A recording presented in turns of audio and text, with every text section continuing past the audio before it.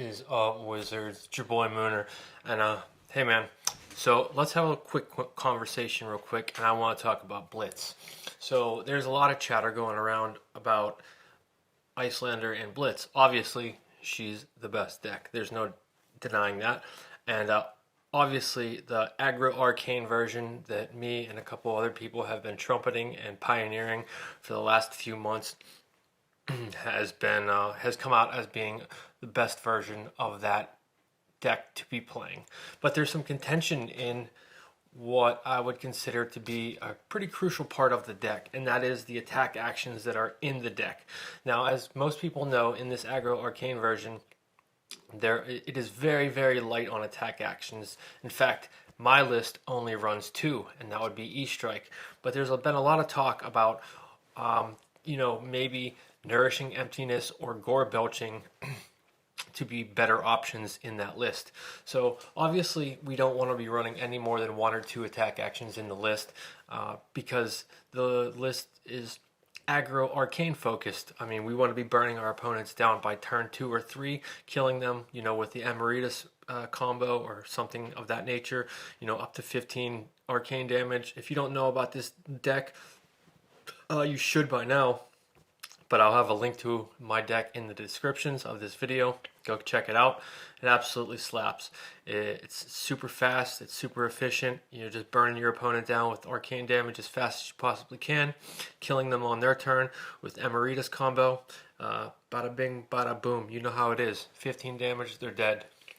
Anyways, so there are quite a few people who are either fall into one of three camps with this. And that's either E-Strike, Gore Belching, or Nourishing Emptiness. And I just want to go over the quick bullet points of each attack action and, give its pros and cons and let you guys choose for yourself. If you don't know, I'll go over it real quick, but Gore Belching is a combo where you run one of Gore Belching in your deck and then you run one Rouse the Ancients. And what you do is you play Gore Belching. It costs 0. It comes in for 7. And then it reads, when this attacks, reveal cards from the top of your deck until you reveal an attack action card.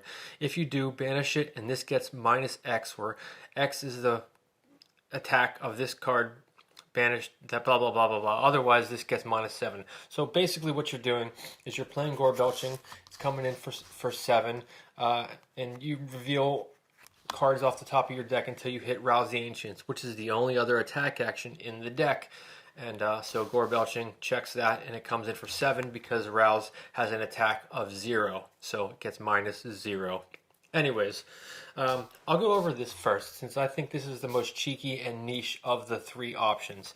Now, the pros and cons of this. The pros are, it's a one-handed 7, so Gore Belching can be played with absolutely no other cards in hand, just by itself, and it comes in for 7. You're going to reveal cards off the top until you hit Rouse. You're going to banish Rouse, and Gore Belching is going to come in for 7. The cons. The cons of this are a lot for me. First of all, it blocks for 0, and you only run one copy of it in your deck. So you only have, if you hit this card, obviously you want to play it, and it's going to come in for 7. But if you absolutely have to block, it doesn't block for anything.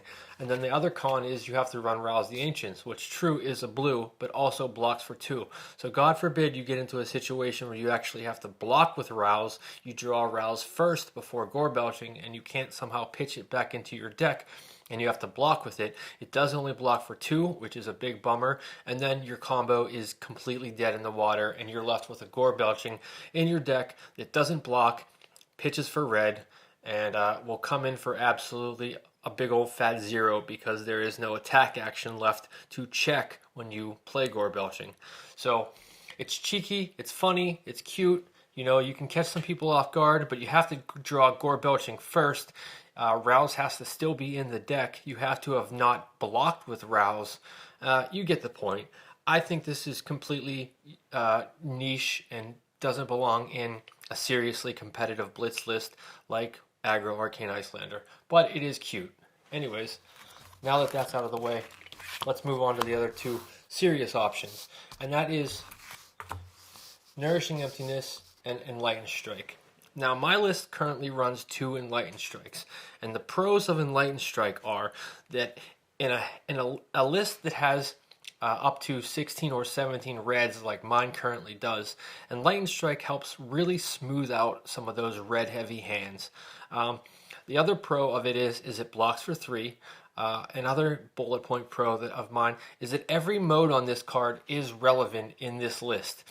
Either pitching away a red card to come in for 5 with Go Again, and then playing and following it up with a red spell like a Voltic Bolt or a Swell Tidings is a 10 damage swing, and it's presenting damage on 2 different fronts, on physical and arcane.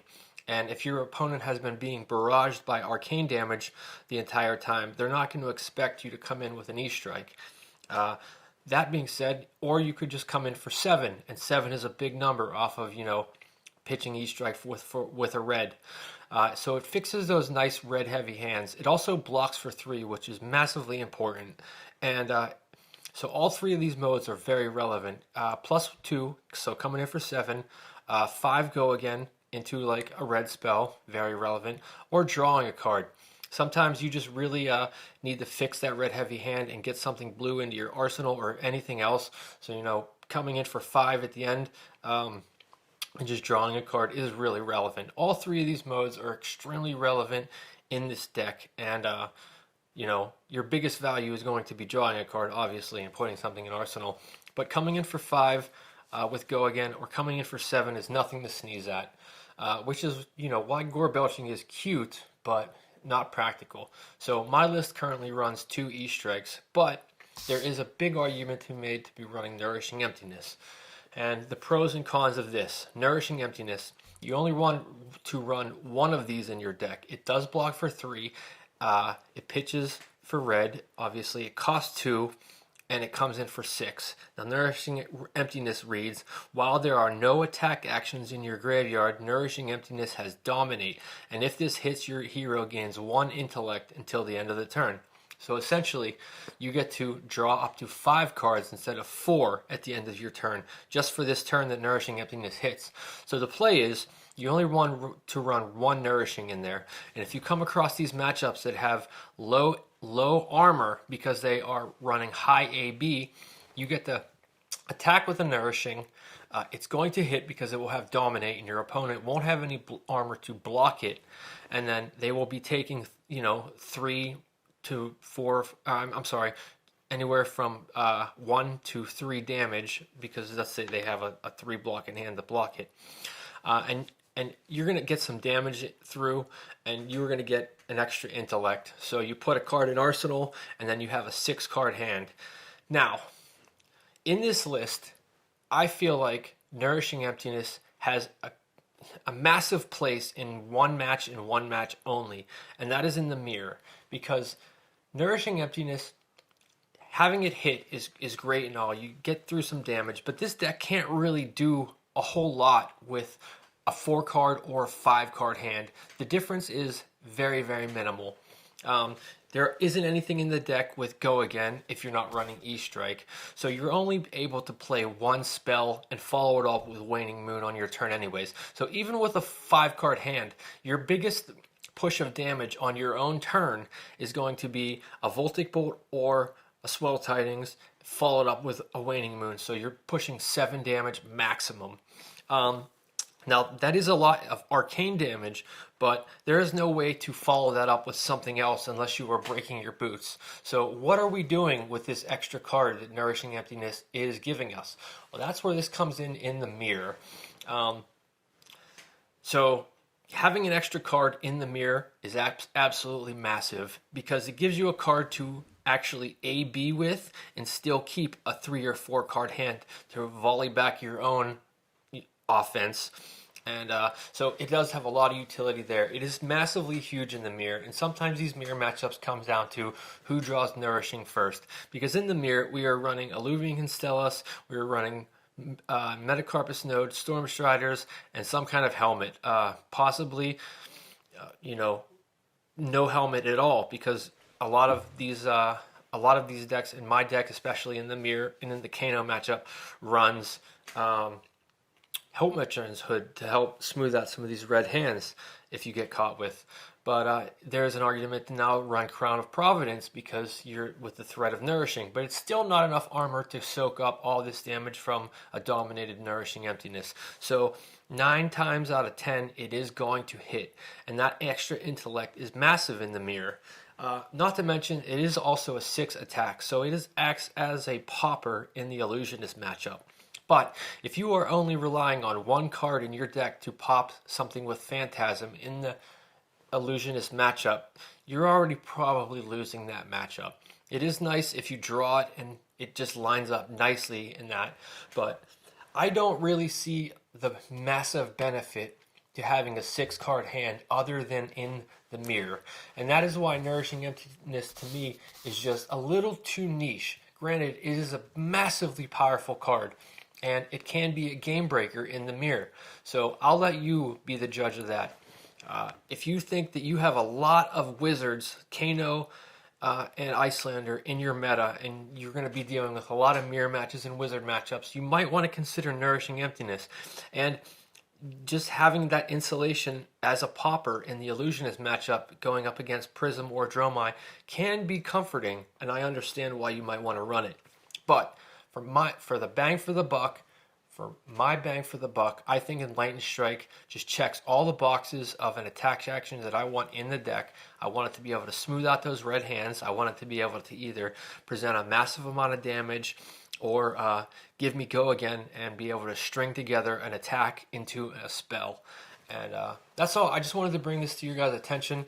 From my perspective, I think Gore Belching is, while it is cute, it is incredibly niche and does not have any place in a competitive list.